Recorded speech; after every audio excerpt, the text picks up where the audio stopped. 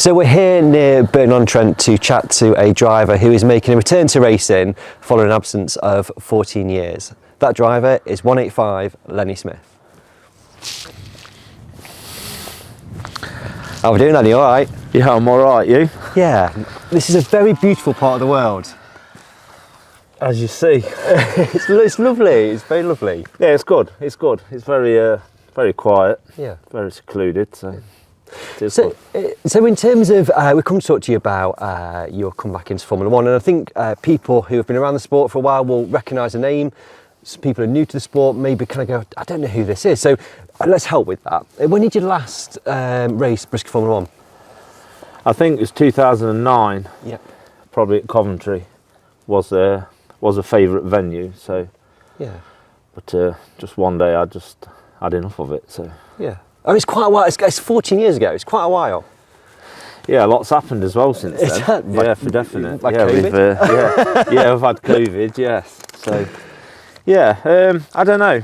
I went back into bangers for a bit, didn't I? And had some time off, and don't know. I just thought it was time to buy another one really and have another go and see if I like it. If I don't, you'll not see me there much. But if I do, I don't know. I'll probably up my game a little bit and try a bit harder. Okay, we'll come to that in a minute. So, like, started Formula One in 2007, I think it was, roughly 2007, I think. Did you do bangers before that?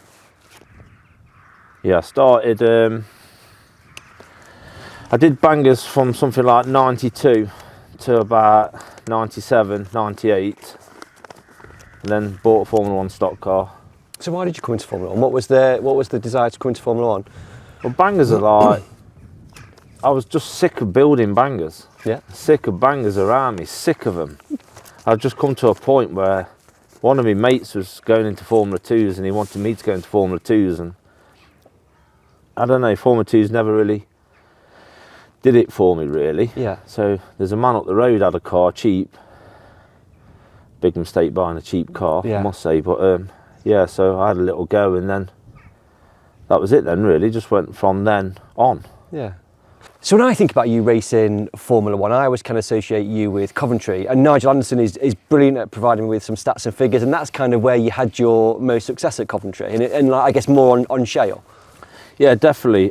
Shale was more of me, Yeah. for certain, and Coventry, with it only being perhaps an hour away from here, Yeah. it was on every month. I don't know, I just concentrated there more than anywhere else really. Yeah. It was a bigger track. It felt faster, and I could actually get going and perhaps come in the top 6 or 7 in the final if I got that far. Yeah. Yeah. So you did shale predominantly, didn't you? But you also did a bit of tarmac as well.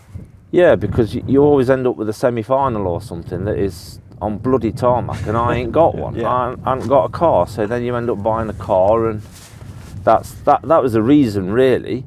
And it is all right, tarmac is, but Yeah. you got to spend a lot more time then. Yeah. And I hadn't got the time, so. Yeah. So you had a good 12 years at Formula One. Blue. Did you get up to red? Yeah, I got to red. Yeah. Got some final wins. So why did you stop? You mentioned at the beginning you'd had enough of it. Was it just actually I'm spending a lot of time, a lot of money? What was the reason why you did stop racing all those years ago? It was time and money. Yeah. Obviously, I worked away from home every week really. So it was like Monday morning, 3 o'clock, I'd go to work in the morning, and then I'd be home on Friday, 5 o'clock. After so many years, I just had enough of it. Yeah. And I don't know, I got myself in a rut and I weren't enjoying it. Yeah. I was doing it for other people, not really myself. So just one day at Coventry, it was the Grand National. And I stood there, my wife now, she was like, "You going out?" I was like, "No, I don't want to." "Don't you?" "No, I've had enough." So that was it really. I put it in the truck and I had a bloke come to look at both cars, and I never raced them again, I don't think. Yeah. Just had enough of them. I think that's the thing with stock cars, isn't it? People don't necessarily always understand is the time that you need to put into it. And it is a hobby, and it's supposed to be something you do for fun to go alongside your day-to-day job of work. Yeah, well, it's just a second job, really. They do say it's a hobby, doesn't it? But it is. It is a full-time hobby. So I just had enough of probably spending all the money that I earned all week, Yeah. and then I blew it every weekend on racing them. So, At least it wasn't gambling. Oh no. Or drugs, or Oh, like, no. do you know what I mean? It was like, No, it was no, a no. safe. It was a Yeah, safe that's thing. right. That's right. Yeah. That's So it. you kind of finished with Formula One. Did you do any other racing? Did you say you went back to bangers for a little while? Yeah, we always had some bits and bobs with bangers, even from before. Yeah. I always tried to do the Civil Wars and things like that went on that I thoroughly enjoyed.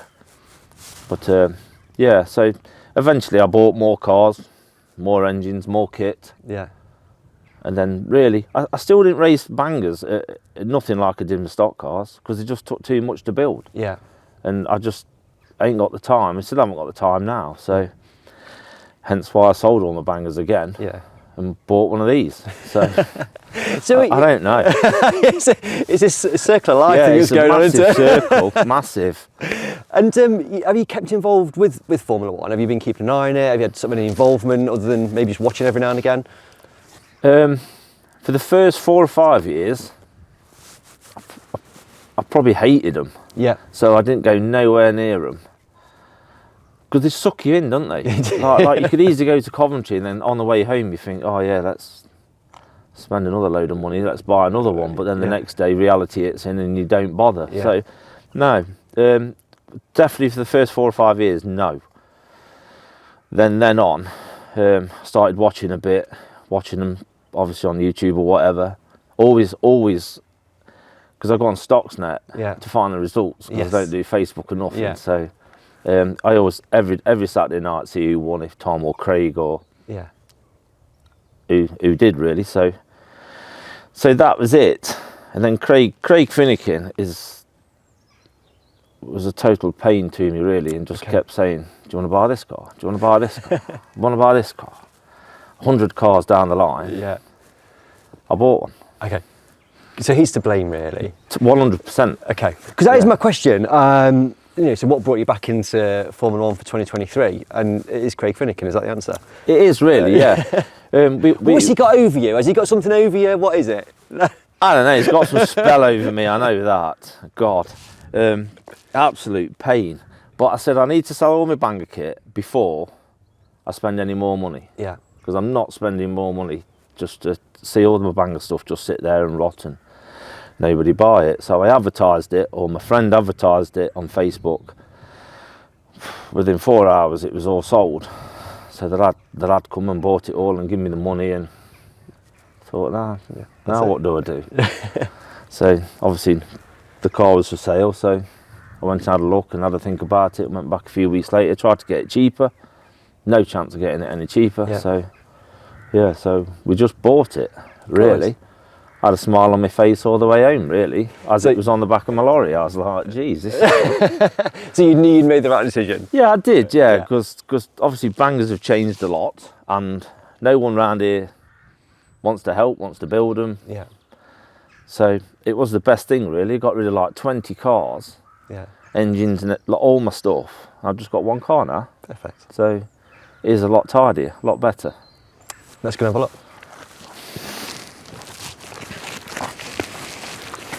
So we've got your new for you car in the background, but before we talk about that, let's talk about your previous cars, because I always remember them being like really well presented, really well turned out. Were they built by yourself or were they purchased? No, always purchased. Yeah. My last shale car, Ray Witts, built that.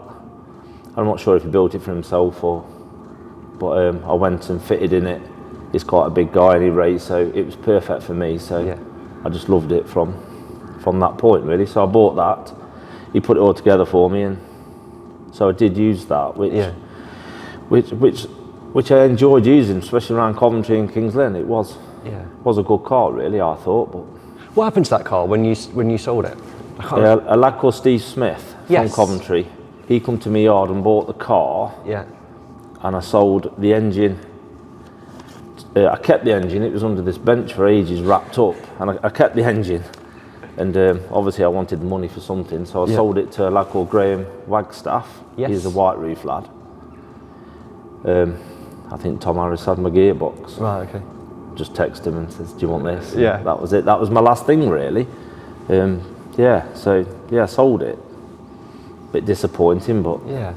And we mentioned outside that you did tarmac, and when I was kind of looking at some pictures of you before today, elite built type car, wasn't it? I think for the tarmac. Yeah, well, Ray Witts had that car, 2001 World Final. I think it was at Hensford, if it was 1 or 2002, I don't know what it was. He debuted it there, didn't he? Is that yes, right? Yeah, he did, yes. And then a few people, Gary Utley had it, I think, and someone else had it. And it was only down the road at Marchington, just a rolling car. Yeah. And I needed something for, is it 2008 World Final at Ipswich? Yeah, I think it possibly was. Yeah, something like that. I needed a car for that. So I was working away, obviously, so I sent my wife to buy it. And then get someone to collect it, and then it was back at the yard when I got home, really. And see, I didn't really remember you racing much on tarmac at all. I'd kind of like, I'd prompt myself to go, did you? I'm sure you raced tarmac. It was just really, if there was a meeting on, that like a British or something, that I'd go. Yeah. But really, it was just shale, really. Coventry really was the favourite. Coventry and Kings Lynn were my two favourite places. Yeah. Just coming home from Kings Lynn used to aggravate me. It gets no better. No. It gets no better. No, well, when we bought this car, I says, I'll just go Kings Lynn once a month and see how I feel with it. And my dad was like, you used to moan like mad going to Kings Lynn. I was like, well, there's nowhere else to go, is there? So we'll go there and see how it goes. So I often, when we talk to people, I talk about rivalries, and again, bit of research on you, like what's out there on YouTube. And there's, I came across a clip of you racing Northampton and taking Mark Peters in. Was that a bit of a rivalry? I mean, it's a great clip. I don't really know what happened. You put him in the fence quite hard. Yeah, I did. Yeah, I put him in and then put him in again, which I shouldn't have. But, he like went in, and I don't know. Obviously, I wasn't happy with that just one shot. So then I hit him again while he's in the corner, and then it happened. He was on his roof, and I don't know. Right. Okay. I don't know. It was a race where he was knocking me out the way, then I was knocking him out the way, and I couldn't get going because he kept knocking me out the way, and I was like, this car's rubbish today. So I did that and have a bit of fun. Yeah, I had a bit of fun. Yeah, but yeah. I didn't mean for that to go as far as it did, but it was a good shot though. Yeah, definitely, yes, yeah. And I did see him in an auction a few weeks ago up in Leeds. It was great, really, because he did speak. And did he talk about it? No, okay. I didn't want to mention it. I didn't want to push my luck. No, but did you have any like rivalries, like when you were racing in Formula 1, or was it kind of because some people like have a driver that they go, oh, do you know what I mean? We're always like on each other. Not really, because a lot of the time I started in blues, so there was a few blues that were always a pain, because like you need to get going as fast as you can, and then everyone thinks the same, don't they? And I know when I started at Red, I felt it was a lot better. Yeah. But just a few little, sometimes with blues, but like not really. No, I wasn't really interested. Really, I just wanted to try and finish and do the best I could, really, with what I'd got and what time I'd got, so and what money I'd got. So we've bought a new car for you. How did you go about buying it? Because like it's not like you can go on, I don't know, like there's not like a catalogue, is there, where you can choose from? Was it just kind of put what's out there, or no? Craig Finnegan again. Okay. Yeah, totally. Yeah. So we had Ray Witts in the beginning, and now it's Craig Finnegan. Yeah. These men have got some holdover. I don't know what's terrible. They're terrible. They're terrible. I was doing something in the yard on a Saturday afternoon, and Craig rings. Like we do speak a lot. Yeah. So like he rings. I've got you a car. What? I've got you another car. Right, whose is it? Tells me whose it is. Yeah. Tells me how much it is. I'm like, right, why do you think I want it? Yeah. That'll do you, that will. Come on, get it bought. Stop being tight. Get your money out. Buy it. So I thought about it, which I thought about a lot of cars, but actually doing it was never going to happen. Yeah. So things have changed, and I thought, I'll go and have a look. Yeah. So I spoke to Russell, and we both went and had a look, and then I went home. A couple of weeks went by. Like I said earlier, I tried to barter with him, but I thought I'd just sell my banger kit. So I sold it all, and there's the money. So I went straight there and paid for it. So we're going to look at the car in a second. So whose car did you buy? Neil Oldcroft's. It's a very nice car. Yeah. Very nice car. Yes. It's good. I sat in it. I like where the pedals were. Yeah. like where the engine was sat really. I'm quite sure if the engine's big enough, it is a concern I've got, but I might not even like it, so I've been told to shut up and put up and have a go in it and see what you think. So, perfect. Yeah. So let's have a look. Okay.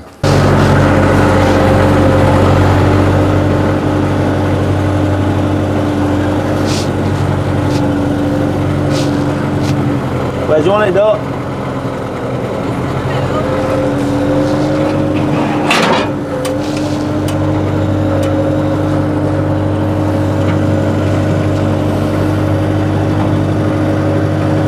So we brought the car out in the sunshine because it does look absolutely stunning. Neil hadn't raced it much, I think we mentioned in there. It is not a brand new car, but it's not far off, is it? No. Like I say, when I first went to look at it, I was amazed really how clean and new it was. Yeah. So that probably swung it really. Besides having a brand new car, I think it was built in 2019, and like we all know that Neil never did a lot with it. Yeah. So I think he used to go practicing a little bit when Ryan would go, or no, he's not done an awful lot, no. And he did do a bit at Kings Lynn last year. I think he won a couple of races. So it's a very quick car as well, isn't it? You know. Yeah. Yeah. Like I said earlier about the engine, I'm not quite sure if that was the engine that he had in it then. I don't know. He had a bit of a swap about with the engine, so I'm not quite sure. Yeah. So, yeah. So you've got the car back, and stock cars, they look the same, I suppose. 4 wheels, bumper, airfoil. Are they much different to when you last had one? You know, because you spent a bit of time looking at it, and you know. A lot of the things, obviously, like the rear axle. You look at a lot of people's cars, and the rear axle. People try all sorts, don't they? And some things work, some things don't. They haven't changed that much. Bits and bobs have. Front axle's changed a little bit. Like we bought this and we've altered, or Craig's altered just the bars for the rear axle. Okay. That's about all really, just. But no, not really. Engine's further back. Pedals are a bit different. Yes, so, obviously I dragged it out. It's quite compact in there. Yeah, that's it. Yeah. So me being pretty big, it's more room in there than I thought. Right, with the engine being as far back as it is, so it is. Yeah, it's good. Yeah, it's good. Yeah. And so, like you say, have you done much to it, or has Craig done a few bits? And is that's kind of? Well, we went practicing that day with it, and Craig come with me. So we had a few laps with it, which I thought it was quite all right, and Craig moaned about it a bit, bits and bobs. Yeah. So we did take it to his like December time, and just altered some bits for the rear axle. Yeah. Got some new shocks for it and springs for it. So we just, I don't know, just try something different with it really. Yeah. So what are your plans for this year? Because we're kind of, 6-7 weeks away from the first Kings Lynn, and you've already said like you want to do a bit of Kings Lynn. Is there, you know, we've got Northampton, we've got Bradford, there's quite a few sort of shale tracks kicking Mildenhall. You know, what are your plans for this season? Well, obviously mentally, I'd rather do every single meeting. Yeah. And get yourself in the seat more and do more with it and learn more with it. But my son races at a local little dirt track up the road, and he's there every other Sunday, and we get great enjoyment from that. Yeah. So that will actually keep a lead on me really. Yeah. So whilst he's not there, I will go to Kings Lynn. Yeah. I do want to do Mildenhall. I do want to do the Stock Car Wheel final weekend. Yeah. And I did do a Bradford in '97-ish. Yeah. Probably one of the last ones. So I would like to go back there really. Yeah. But God, I did. I took my kids to watch the last Bradford. Yeah. Jesus, it's ruthless. It's like, God, I've not even got transported. Never mind all those spares. Everyone's putting axles on, shockers on. Craig was doing this, that, and me and my wife were like, yeah, my God. Yeah. But, yeah, we'll see. I don't know. I go to Kings Lynn. It's very nice. Is it? Yeah, we'll go to Kings Lynn, and if I enjoy it, I'll know straight away if I enjoy it. So. And that's the thing though, isn't it? I think, are you going into it this time with, it's just enjoyment, I just want to go and do something every weekend? It is really, yeah. There's a few times last year in the summer, it was like 2-3 o'clock in the afternoon, we were done here. And I don't know if Nigel Green's car was for sale, there was somebody's car for sale. And I just thought to myself, God, if I had one in that other shed, Yeah. and I could just grab it and go and race it, Yeah. tinker about with it, you know, just do it at my leisure, really. Yeah. But God, you change, don't you? You go and race it, and then that's it. And So all I'm of a dreading sudden, it. all of a sudden you're like, right, I want to get to red, I want semi-final, I want... Well, they start moving you out of the way, don't they? And it's like, God, why aren't I as fast? And Yeah. so then you go home, don't you? And instantly your answer is spend money, buy a bigger engine, or do this, do that. So hopefully I'll just enjoy what I've got. Yeah. That's what I want to do. Yeah, we'll chat in June, July, see how we're getting on, see how that progression piece is going. Yeah. I remember you mentioned about transport. You had a very nice blue truck, probably one of the first trucks that people started taking stock cars in. Have you got anything similar this time, or what are you taking it on? At the minute, I've got nothing. Okay. We have got a recovery truck, a double cab recovery truck thing that I haven't quite finished. Which would have been perfect, really. 5 or 6 people in it, chuck some stuff on it, and off we go. I have looked at buses. Yeah. I've looked at lorries. Even the man that owns my old lorry in Manchester, I have rang him, because he doesn't use it. It's just sat there doing nothing. So it would have been very funny. I said, MOT it for me, and I'll just take it to the First King's Lynn. Yeah. Put my name back on the side of it, and just I've still got my overalls, I think, from what I wore then. So, but I don't know. I don't. I keep looking. I'm just too tight. Yeah. So somebody will make me buy one. Yeah. Or get Craig to take you, because he's got a very nice truck and he's made you come back into Formula One. So it's the least he could do, isn't it? That's the worst thing, because he passes here. you know, it's like you come in. I know what he'll be like. It'll be terrible. So we have actually got a Iveco that you can put Formula 2 in. Right, it's all converted. Yeah, I forgot about that. It's over the back. That Russell uses with his modified. Yeah. So I have thought of putting a trailer on the back of that, because this won't fit in it, and just you can make a cup of tea and you take some spares if it rains. Yeah. But if it's raining, I ain't going. No, I like that. Who wants to go stock cars in the rain? Nobody. I couldn't drive one years ago in the pouring rain, so I ain't going to be able to now. So no, definitely not. So. Good. Before I leave you to your beautiful surroundings, Bristol Formula One does seem on a bit of a high at the moment. Do you know what I mean? We had the Top Gear piece last year, and it seems like a real buzz about the sport. Do you kind of see that sort of as a bit of an outsider looking in at the minute, not being involved with it so much? I think all this, what like you and Sophie do, and I think the sport has certainly improved. Yeah. Because I felt when I packed up, it had perhaps took a lull. Couple of years, but I didn't have a lot to do with it. But I do think now, definitely. Yeah, it's good. And in terms of, are you sort of following it? And you have got some like real strong drivers. You've got Tom, you've got Ryan, you've got Craig. Like I say, it's a very competitive field, isn't it, out there at the minute? It is, but like 2005 and 2006, you got Andrew Smith and Stuart Smith, Frank, Peter, John. Jesus. Yeah. If you come 8th, you was happy. Yeah. You know, so yeah, definitely. Craig, Ryan and Tom, Lee, Frank. You never forget Frank, can you? He's always there, isn't he? Yeah, he never misses. He's always there, isn't he? So I think it's just similar, really. Yeah. I really do. Because the days of Andrew being there, it was virtually impossible to win a race. Yeah. So. It's only around Coventry. Yeah. He was very good around Coventry. Definitely. Yeah. Definitely. Yeah. Listen, Lenny, thank you so much for letting us come over and see you today. A fantastic place where you are. I'm very much enjoying that. Car's amazing. It's great to have you back in Formula One for 2023. Thank you. Pleasure. Sound.